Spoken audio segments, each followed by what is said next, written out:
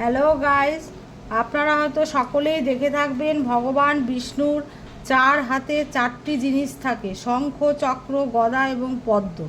এই প্রত্যেকটি জিনিসের আলাদা আলাদা মিনিং আছে, যা আমাদের বাস্তবিক জীবনের সঙ্গে অত্যন্ত ওতপ্রোতভাবে জড়িত।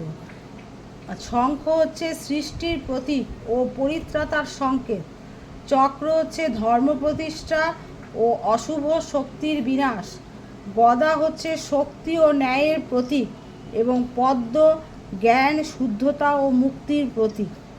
এগুলো শুধু যে আমাদের ঈশ্বর আমরা দেখি, তার সঙ্গে আমাদের অনেক কিছু আমরা শিক্ষাও পাই। এ সম্পর্কে পাগা একটা সুন্দর গান করছে, আপনারা সবাই শুনুন, সকলের মন ভালো লাগবে।